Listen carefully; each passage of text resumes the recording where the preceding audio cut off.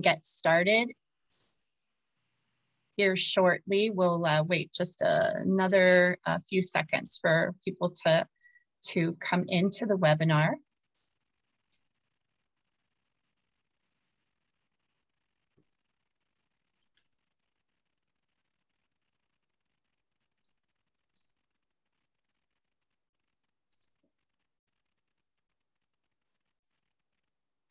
Okay, we're going to go ahead and get started. Good afternoon, everyone. I'm Kimberly Wickert, and I would like to welcome you to our Retain Employment Seminar Series this afternoon. Today, we will be focusing on the 7 habits of highly effective employers with a nod to Stephen Covey's 7 habits of highly effective people. We took his habits from an individual level to an employer level. We will be sharing this PowerPoint presentation after our webinar today via our Retain Kentucky Media channel on YouTube. If you have questions during our presentation, please put those in the chat box and we will answer those for you.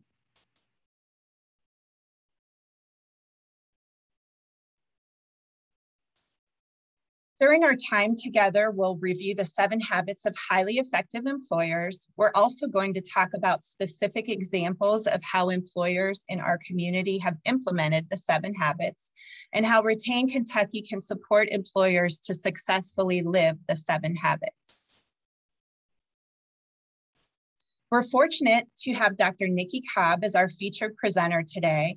Dr. Cobb is the Associate Vice President of Workforce Solutions at Jefferson Community and Technical College. She holds a Doctor of Education in Post-Secondary Education and Organizational Development from Western Kentucky University, a Master of Science in Human Resource Education from U of L, and a Bachelor of Arts in Business Administration from Bellarmine University. Thank you, Dr. Cobb, for joining us today. Very excited to be here. Thanks for having me. Absolutely. I'm Kimberly Wickert, and I'm the Director of Organizational Partnerships with Retain Kentucky. As a certified rehab counselor, I've focused my career on helping employers and employees in their stay at and return to work goals. And I'm happy to be able to bring the employment seminar series to you monthly so that we can talk about ways that Retain, along with our partners, can help in those efforts. I'd really like to encourage your ideas for future topics, so please email me at kimberly.wickert@uky.edu with any ideas that you have specific to our employment seminar series. So we're going to jump right in and talk about the first habit, which is be proactive. And this seems to be self-explanatory, but it speaks to how we as employers and employer partners can ensure we don't react to an event or a situation. We don't wait for an opening to happen to look for your next candidate, to have a pool of talent available internally, as well as networking with professional organizations, staffing agencies, and utilizing training opportunities, such as a partnership with JCTC that we'll talk about in a minute. When I see the third bullet about anticipating the crisis of situations, I immediately, maybe like many of you, think about our pandemic situation and wonder how many of us could have imagined or prepared for that. That being said, I have interacted with a lot of you as employers who were positioned to pivot very quickly at the start of the pandemic to implement the changes needed to be able to continue to conduct business. This is an example of habit number 1 and being proactive. We often hear of employers who have succession plans when they need to replace an employee due to retirement, promotion, employee resignation, or even termination. And while this is a good step in being proactive, I'd like to take it a step further and share an experience I had in my career as an employee in a management position several years ago. I worked for a company who employed just under 100 employees, and the demographic was primarily women. At one point, there were 10 of us who were pregnant and an additional 2 male employees who were also going to be taking leave for the birth of their children at the same time period. All of the leave fell within a 4-month period, with most employees taking 8 to 12 weeks over that span of time. As you can imagine, this was a huge loss of productivity as we were all accessing leave at that same time. While we were all remaining employed, there was a need to plan for coverage for over 10% of our workforce. I provide this example and have coined the term employee progression planning to help employers understand, identify, and plan for employee needs and subsequent coverage needs for the employer as the employee progresses through their career and manages work-life balance. I've also worked with employers who, based on the demographic of their workforce, may have attrition due to an aging workforce and proactively and plan for these types of events that will help them move into the highly effective category. Progression planning in our current environment may also include planning for COVID long syndrome for those employees who may be experiencing brain fog, challenges with ongoing weakness, or pulmonary issues. As an employer, thinking of ways that you can be proactive in all areas of your employment and your stay at work and return to work programs with strategic planning, as well as identifying potential risks and ways to manage those risks, will help you stay as a highly effective employer. The Retain Employee Engagement Survey, as well as the Disability Inclusion Profiler, are tools that you can use in your strategic planning process that our Retain Return to Work coordinators are using every day as well. I used training programs as an example of a way an employer can be highly effective. Dr. Cobb, can you expand on this and the success of JCTC training and partnerships with employers, specific to ways that employers can proactively offer training opportunities to employees in your experience? Yeah, absolutely, Kimberly. What we're seeing right now is employers being very proactive and creating their own solutions to issues that they're seeing. So we know right now that there's a big talent shortage, particularly in the skilled trades. The slide you see here is us highlighting a proactive employer, MHS, Material Handling Systems. They're in the greater Louisville region, and they had a huge need for welders. And so they are doing the traditional approach, post a job and hope that you get candidates. And because welding is one of those in-demand skills and we don't have a big full pipeline, they weren't seeing what they really needed in terms of candidates. So they decided to be proactive and grow their own. So what you're seeing here is a picture of a cohort that they sponsored. They opened this welding opportunity to their entire production staff and just said, hey, if you're not currently have welding skills, but you want to, here's an opportunity to get the training that MHS worked with JCTC to create the curriculum and deliver these classes during their regular work schedule. So we had our first cohort of 16 students go through and successfully graduate, and we have 20 right now that are about halfway through the program. So to me, this is a great example of an employer being very proactive to just create a solution for themselves versus waiting for welders to appear. So I think it's a great example of being proactive. Absolutely. Thank you for sharing that. That is a great example. Let's go ahead and talk about the second habit, which is beginning with the end in mind. And this is where, as an employer, you want to determine what your goal is and obviously start there, but identify the steps that you need to take to get there and detail how you're going to accomplish as well as execute those steps. One way that you might do so is to review as well as update your mission, vision, and values of your organization. I know that this is something that a lot of companies have looked at during the pandemic because the way that they conduct business has changed. You also want to look at your workplace culture. And if your organization speaks to an inclusive workforce, what are you doing to promote that to begin with? How can you help an employee who is ill or injured stay at work or quickly return to work by having this as the end goal? Again, your partnership with Retain Kentucky promotes the culture of stay at work and return to work by employees knowing they have the option to do so when they are communicating with healthcare providers about their work options. Including your stay at work and return to work plans as benefits during employee onboarding and open enrollment annually is also another way to live this habit. Just as Dr. Cobb outlined in the first habit about being proactive, you can also do this with tools like the Disability Inclusion Profiler, where an employer is asked questions about actions they currently have in place for an inclusive workforce, and then compare it to where they want to be specific to that activity or outcome. So Dr. Cobb, I'm going to turn it over to you again and ask if you can share some examples of how your employer partners emulate Habit 2 and begin with the end in mind.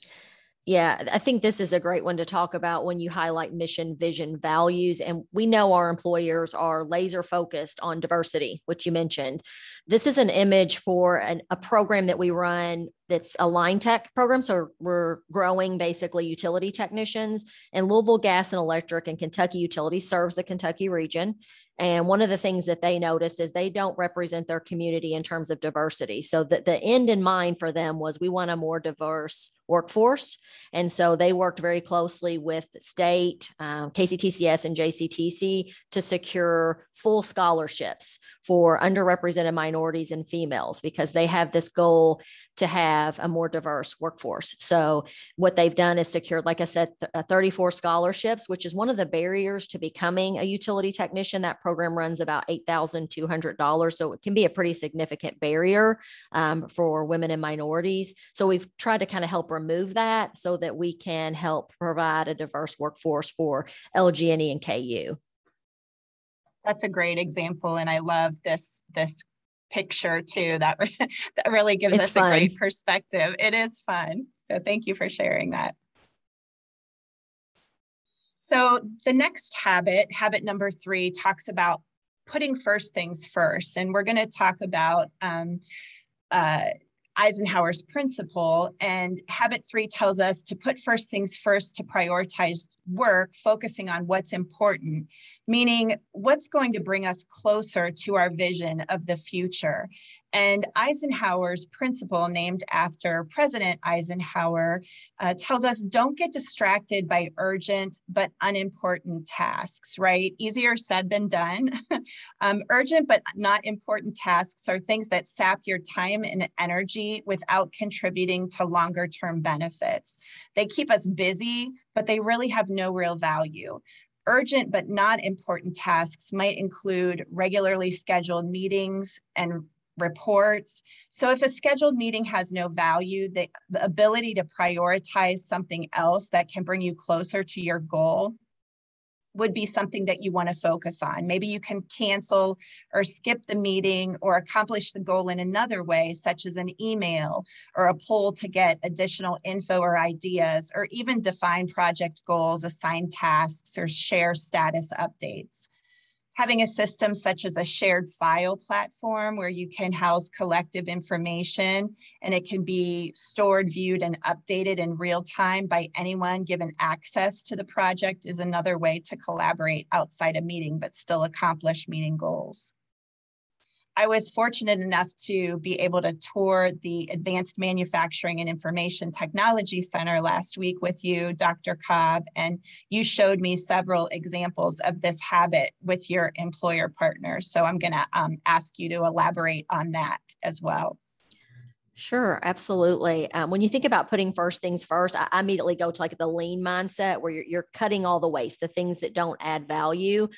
This slide here is kind of highlighting a partnership we have with Roll Forming in Shelby County, Kentucky, and they have created a program to grow their own, but they've heavily customized it. So if you think about any class that you've taken in the past, for me, I can say that a lot of times at the end of the session of the class, I think here's the things that I can apply immediately. And then there's always some things that were nice to have, but maybe don't relate to me directly. And that's kind of what Roll Forming realized. Our traditional college programs, are not customized. They come right out of the catalog and they cover what they're kind of set out to cover. But what Roll Forming has done is created a program that cuts out all the things that their employers won't, or that their employees won't necessarily use on a day-to-day basis, and just focus on the things that they do, which means that the program's a little faster, a little more accelerated, and really only covers the things that those employees are going to use on a day-to-day basis. So it's very real world for them. One of the other things we talked about, Kimberly, when you toured, was that many of the workforce programs don't necessarily require testing or ACT scores. We want to put first things first with habit 3. We know our students and your employees just need to learn the skills related to their job. So we're able to kind of have that flexibility and just look at putting first things first.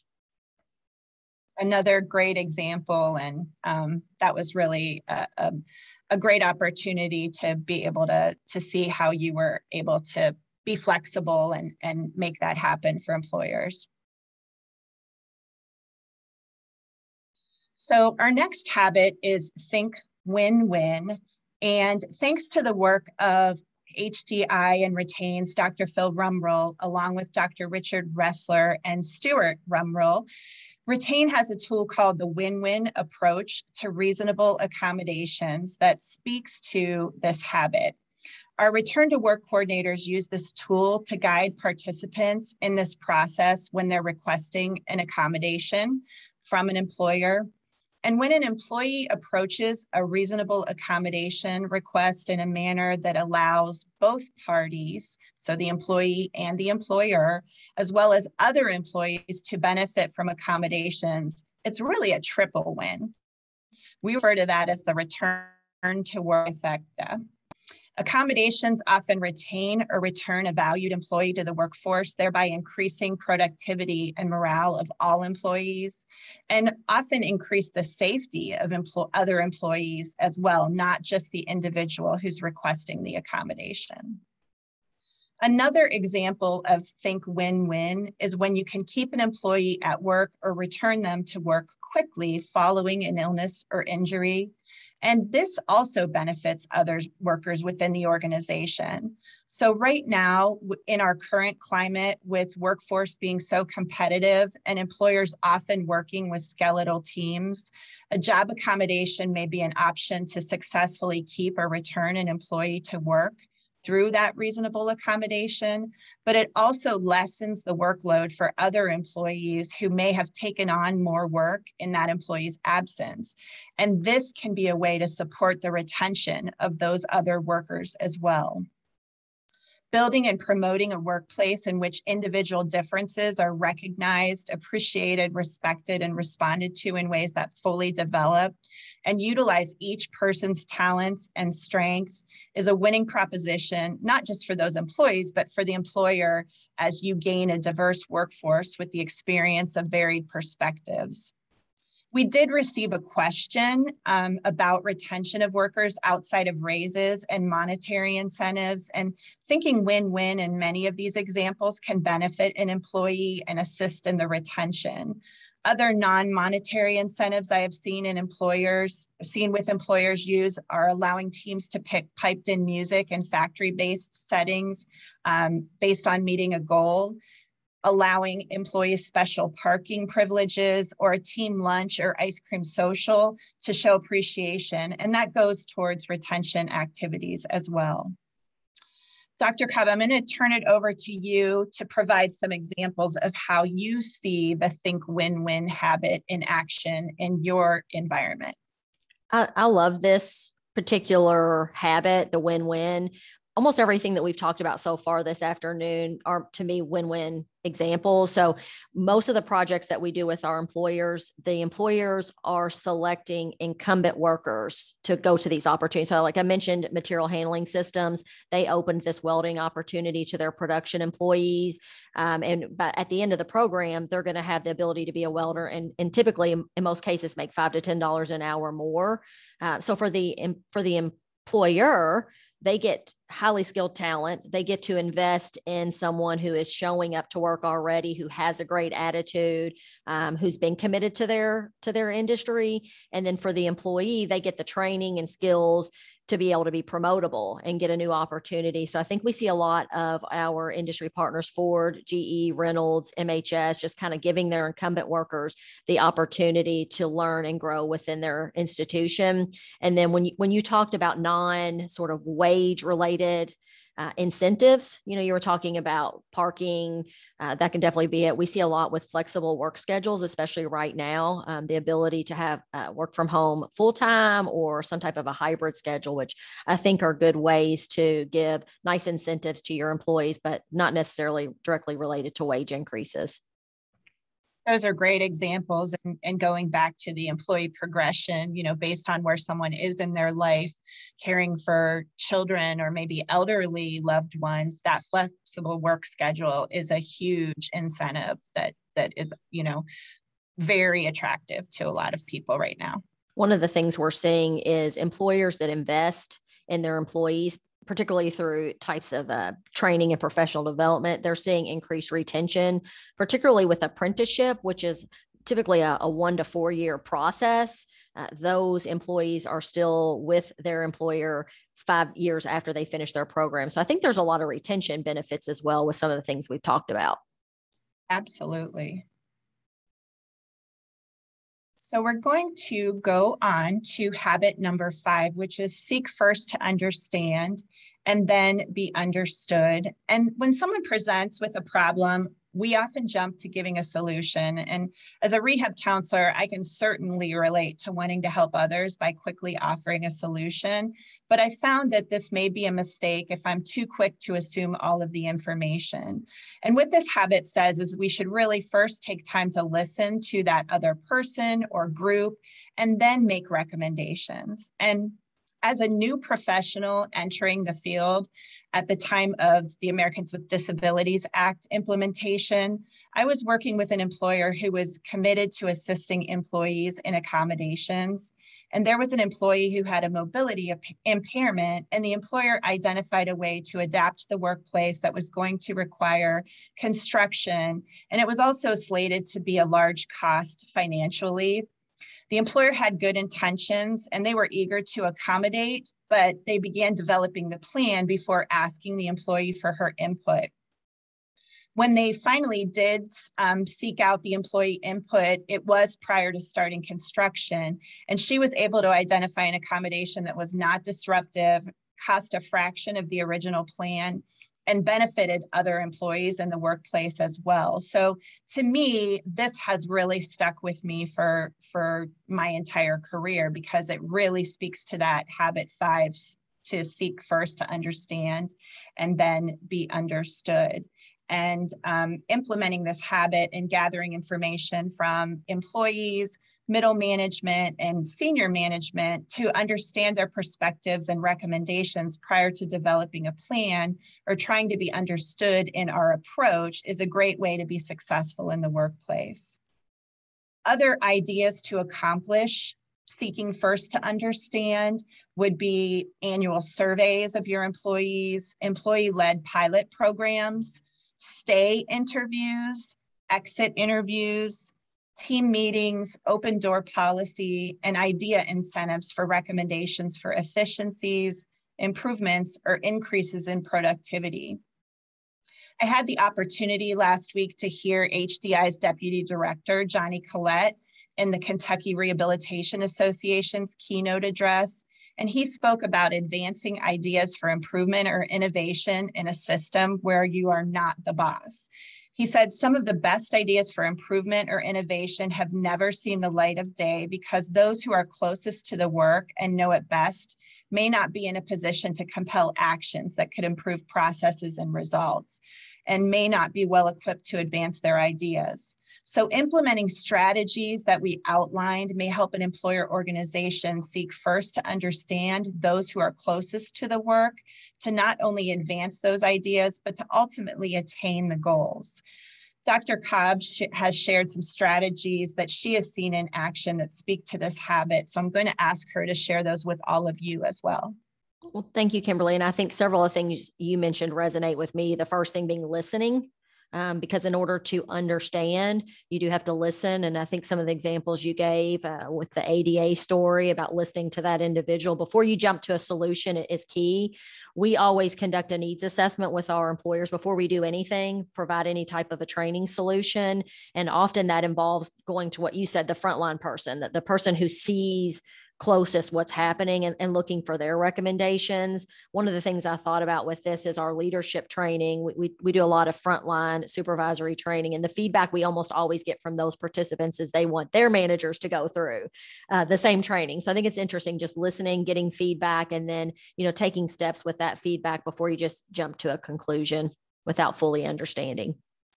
Absolutely. And I know, having been in management positions myself, it's good to get that refresher too, right? And to get that perspective of people who are doing that work on the front lines, so to speak. So great example also. So our next habit is number 6, and it is synergize. And synergy is the concept that combined value and performance of 2 or more people, entities, groups, or organizations are greater than the sum of the separate individual parts. And adopting the guiding principle that in a group, the contributions of many will far exceed those of any individual is key to synergy.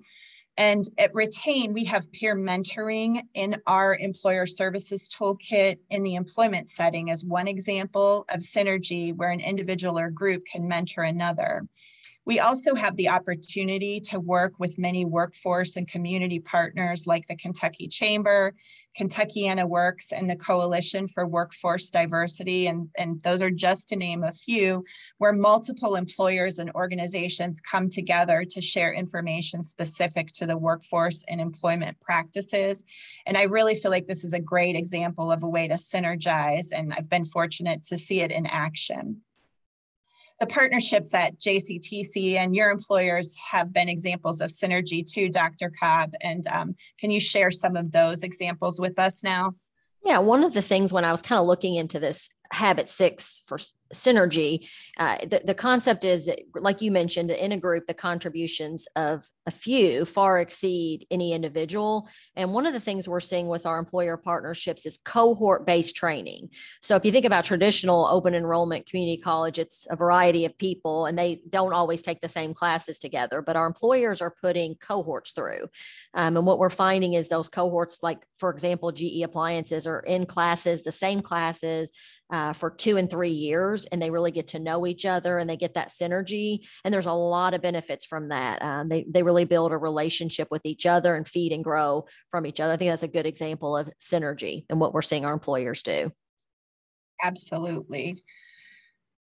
So we're going to round out the habits with habit number 7, and this is sharpen your saw. And this habit's about renewal and rebirth. And when you think about it in terms of an organization, ways that this may occur include things we normally may think of as being negative in the workforce, such as losing an employee to upskilling.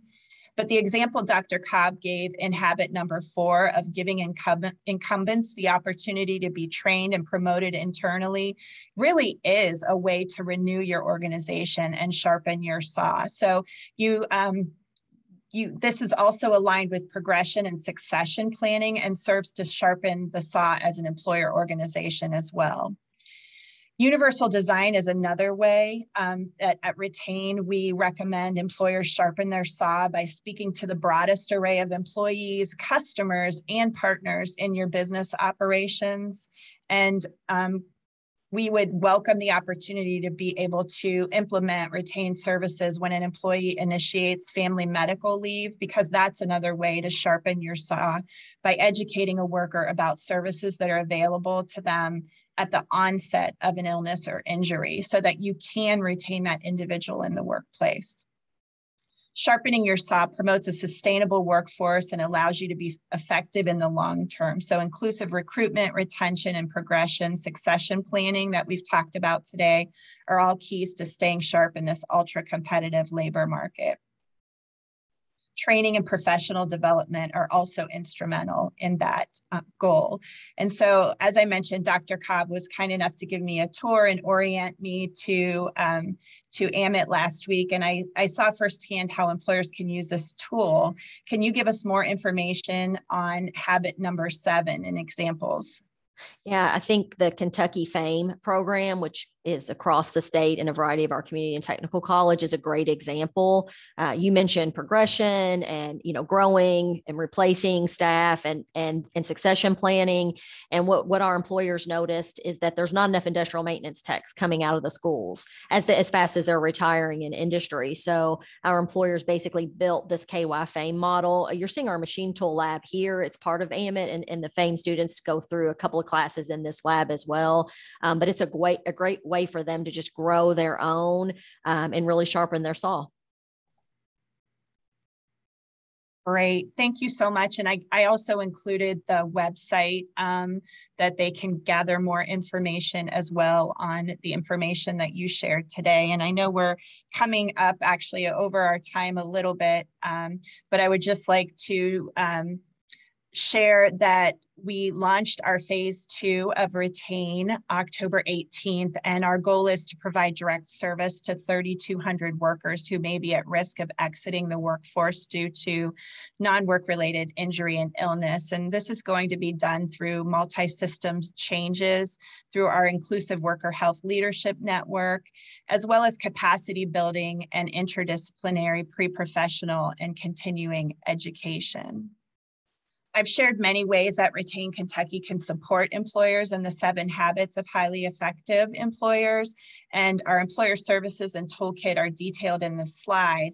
But in addition to the employee engagement survey, peer mentoring, and disability inclusion profiler I've mentioned already, functional job descriptions, as well as our work support and assistive technology assessment promote those 7 habits as well.